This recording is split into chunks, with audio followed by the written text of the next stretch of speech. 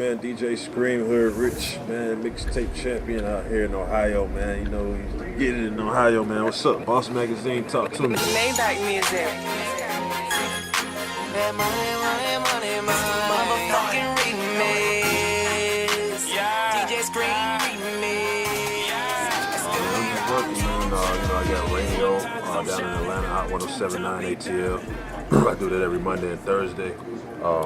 I got a big situation over at Sirius, Right. Hip Hop Nation. That's Hoodrich Radio every Wednesday. You can catch that at 10 p.m. Eastern with the homie Spins and Corey B. Okay. Mixtapes by the dozen. Still Right. doing them. Still doing a lot of shows out of town. Big up to all the cities that been bringing me out and allowing me to, rock their clubs and everything.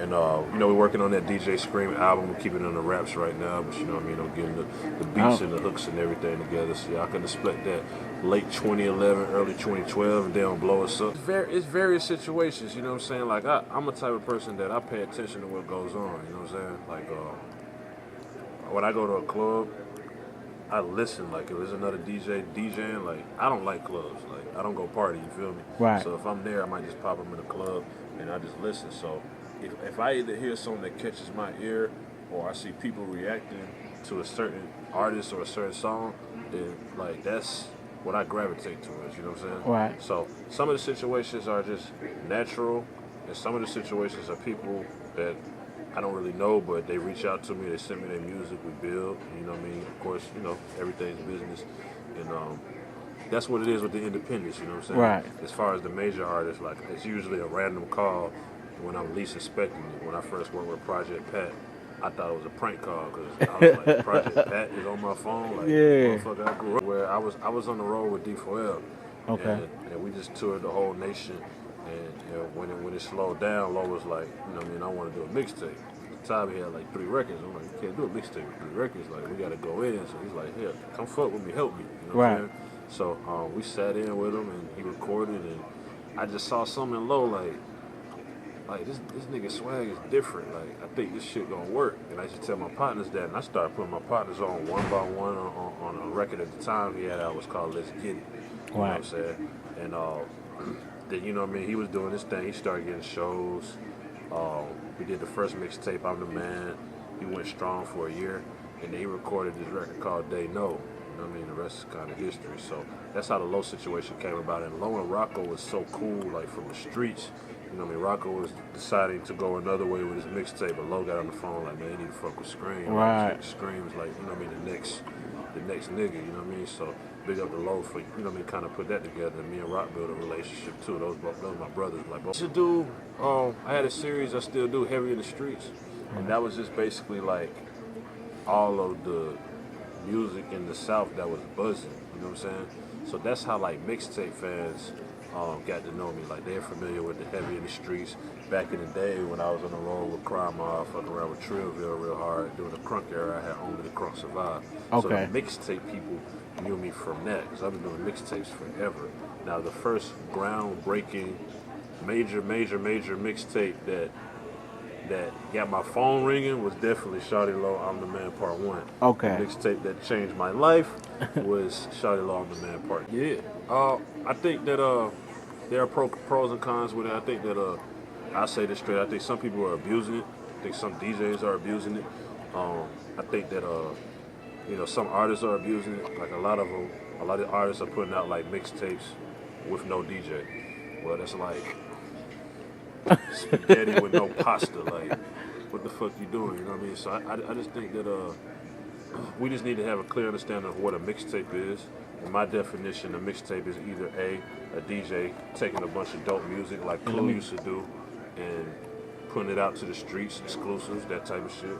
Or B, it's an artist like what Fabulous did with Clue as well, or what 50 Cent did with Wu Kid, bringing a DJ a bunch of music or exclusives and presenting that to the streets. You feel what I'm saying? Right. That's what a mixtape is to me. If you got a song full of records, I fuck with Ross, I fuck with Wiz, I fuck with all them niggas, that shit ain't no mixtape, it's a street album. You know what I'm saying? That's just what it is. But it's friendly to call it a mixtape, I guess, because that keeps them off the radar with the labels, you know. Like, there's no limitations. You feel what I'm saying? It's them in their purest form. So me and Plies did something way back The Truth Hurts. And he called me like, man, I ain't really felt like that since then because, you know, I got this label and I'm my own man, but, you know, the label expects a certain record from Plies. You Right. know what I'm saying? Every label, they're a business. So they want a big record. They don't give a fuck if everybody in the streets is jumping around to it. They want that shit to go platinum and double platinum. Right. So the way for you to really do you as an artist is to put out a mixtape or put out something on the streets where the label don't control that shit. You know what I mean? So that's what's really going on. The Shawty Low project started with a mixtape, but we did all the marketing. We controlled the visual. If you look on the album credits, it'll say marketing and our direction by Hoodrich Entertainment. You know what I'm saying? Like that's something that we actually did for him and other artists, and that we still do for independent artists. So it's almost like, you know, by night it's the studio, I'm a DJ, but by day, like we market artists, you know what I'm saying? Right. We market companies, you know what I'm saying? We've helped barbershops, salons, everything. Like that's what we do. DJ Spins, MLK, Black Bill Gates, Swamp Izzo, DJ Chameleon, Superstar J Quick, DJ Black. Oh yeah, just Yeah. okay, My J friends, Quick. I'm like, here for J everybody I Quick. fuck with is like my friends. Like I don't, the industry thing is cool, but it's a ticker on that. You know what I mean? It's a time constraint on that. So everybody I fuck with is really my friends. Like Spins, I've known him since 14 years old. You know what I'm saying? It's like a little brother to me. Me and MLK started as friends. Like we didn't even know nothing about each other DJing. You know what I'm saying? Like it's not even really a DJ crew. It's like fraternal. You know what I'm saying? Like when we get together, we don't talk about no music. Like straight up, we watching the game, kicking it. Like all of them was my friends. So we was just fucking around together anyway. But when They Know came, it was like Hoodrich was the first people to break They Know. And it was like accidental. It was just like, oh, you fucking with Low? Okay, I'm gonna fuck with the record. And it was accidental. And I was like, okay, for corporate or industry structure, we're gonna put a title on this and call it Hoodrich DJs. But I'm not gonna make it, no disrespect to any other DJ crew, but I'm not gonna make it like a DJ crew because I want it to last.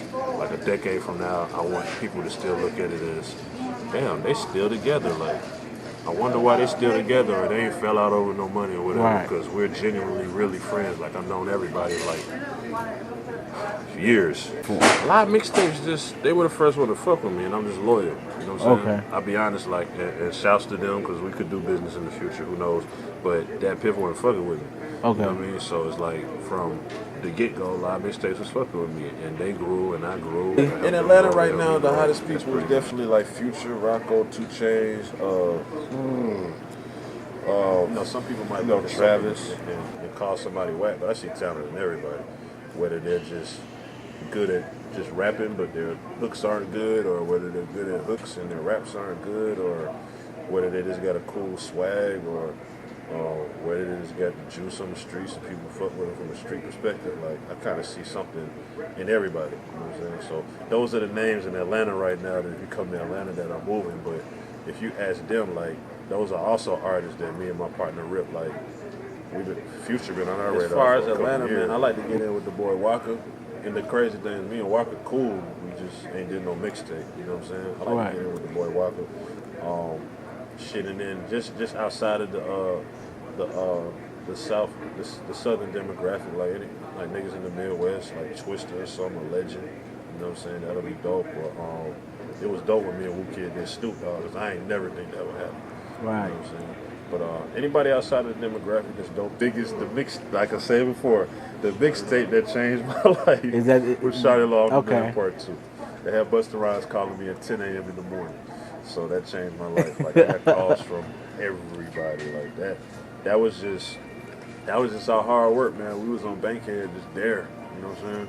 And definitely salute the locals. He put in the most work. And he was just there, him and Cosa Nostra and the producers and the rest of the fam and everything, man. Like, he really overcame because, you know, he was Shawty Low, you know what I mean, Carlos from the streets and shit. So that just changed it for everybody. It changed it for him. Damn sure changed it for me. Yeah. Stay humble. I have to always beat that humble shit into people because people kind of think that they're above people, but shit, we're all people, you feel me? So it's like, stay humble, like, don't ever be above anything, because you never know who you're going to see on the way up or down. Usually it's the same people, you know what I'm saying? So definitely stay humble, and as far as anybody that's working on that craft or presenting the craft, be creative, like, do something different, you know what I'm saying? A lot of this shit is boring now, and that's why it ain't working. if you go at this music with the same approach as everybody else, like people can't be Jeezy and Gucci. This is why Waka won. Like people can say what they want, but the nigga came with some different shit. You feel me? I fuck my money up. That's just real shit. You know what I'm saying? So it's like, do something different. Right. I mean, whatever you're doing. Magazine, your magazine looks good. You know what I mean? DJ, producer, whatever. Do something different. Right. That's the breakthrough. You do